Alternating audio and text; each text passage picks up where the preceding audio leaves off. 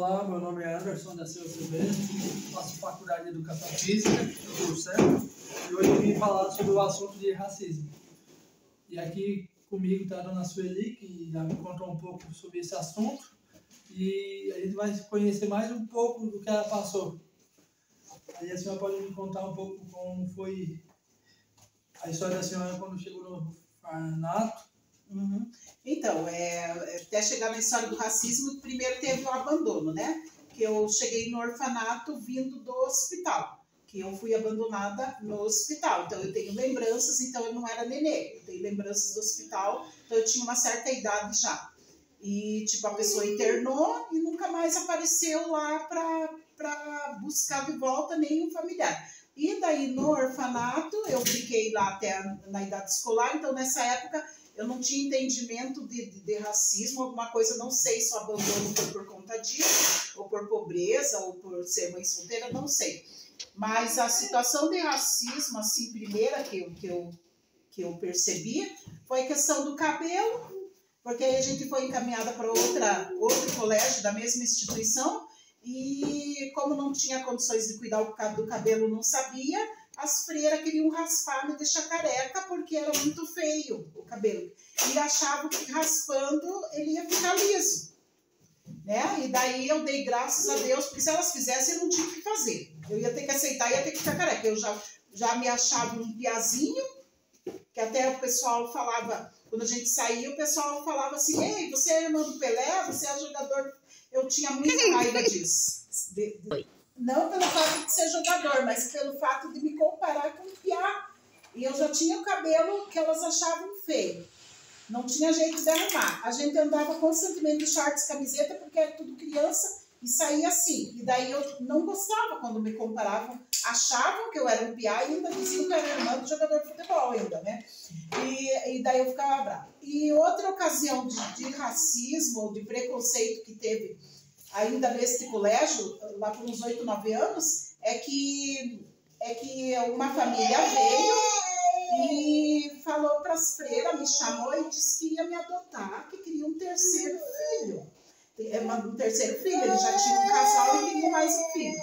E ela disse até que eu não precisava levar roupa, nada, nem brinquedo, porque eu ia ter tudo, eu ia ganhar. Então, imagina na cabeça de uma criança, fala isso, quem não tem família, uma pessoa vem e diz que vai levar você para casa, você faz 1000 planos na tua cabeça. Você pensa que a tua vida vai mudar, né? Da água pro vinho. Aí, fui para casa da mulher e não era nada daquilo.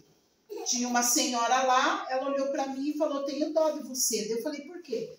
Porque a mulher já tinha falado para ela, para me ensinar tudo que eu ia ter que fazer. Lavar roupa, tudo, se eu tinha 9 anos, 8, 9 anos. Eu ia com as crianças para a escola porque eu tinha um ano a mais que eles só. E eu tinha que dar conta de lavar roupa, eu não sabia cozinhar, ela estava querendo me ensinar a cozinhar e ela tinha um fogão a lenha. Eu lembro que eu não alcançava no fogão a lenha, que tinha que pôr um banquinho, aí eu tinha que limpar a casa. E 2 ocasiões, assim que ela brigou comigo, não chegou a bater, mas brigou comigo porque eu estava atrás da porta, achei o gibi e estava lendo. Daí eu não estava limpando a casa e ela brigou que eu tinha que limpar a casa. E outra ocasião, assim, que ela ia todo final de semana para casa de um parente e quando terminavam a refeição, ela já falava para eu ir lá lavar louça, deixar a cozinha ajeitada. E as crianças me chamavam para brincar e, assim, eu falava, não, eu só vou depois que eu terminar a louça. E daí, tipo, eles queriam brincar, eu também, e daí eu corria com o serviço para poder brincar. Só que aquilo foi me cansando, porque eu não ia para passear, eu ia para trabalhar. Do mesmo jeito, tipo assim, eu tinha que limpar a casa. O domingo não era uma diversão para mim, o domingo era mais serviço ainda. Aí eu comecei a dizer que não ia mais, que eu não queria ir. Daí ela me deixou em casa. E nessa vez que ela me deixou em casa, eu estava ouvindo o disquinho de historinha, que há muitos anos atrás, era a radiola e tinha os discos coloridos de criança. E eu fui ouvir, e daí a radiola estava junto com a TV na tomada, sei que andou queimando ali e a radiola parou de funcionar. Quando ela chegou, ela brigou comigo porque o toca-disco tinha queimado. E daí, assim, eu sendo criança, 8, 9 anos, aquilo foi me deixando bem nervosa, bem nervosa.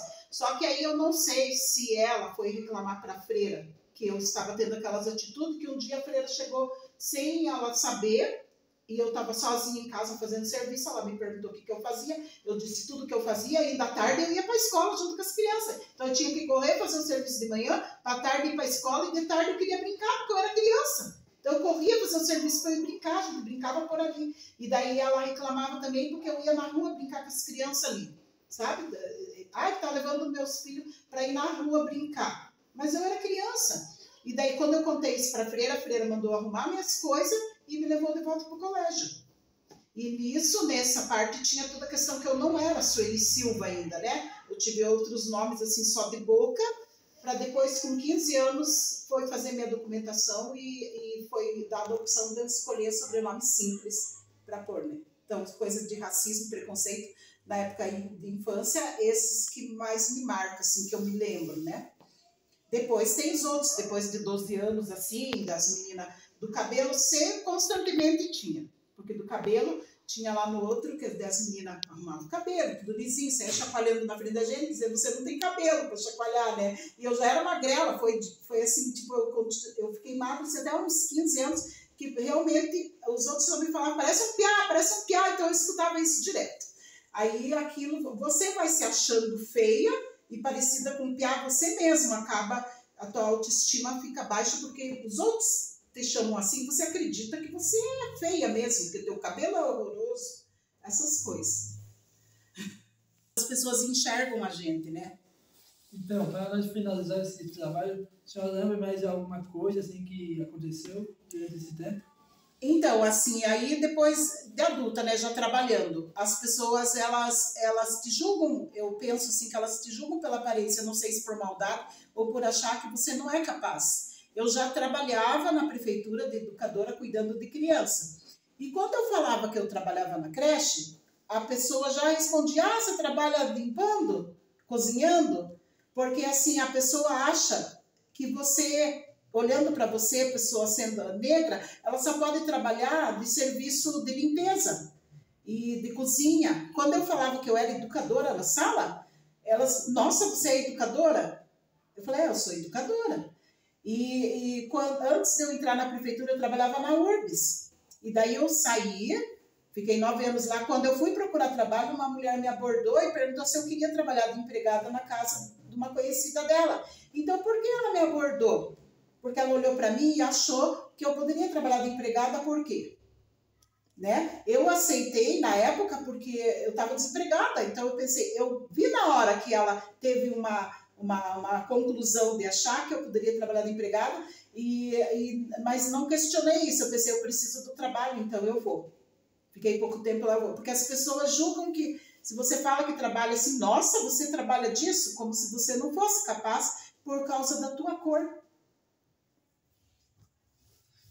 Então, a senhora deu umas coisas bem comoventes, né? A gente parar para pensar que antigamente existia o racismo, aí o dia de hoje ainda continua e não mudou ainda. Então é isso que eu quero deixar para vocês, que não tem racismo, independente da cor, todo mundo é igual. Todo mundo deve ter respeito.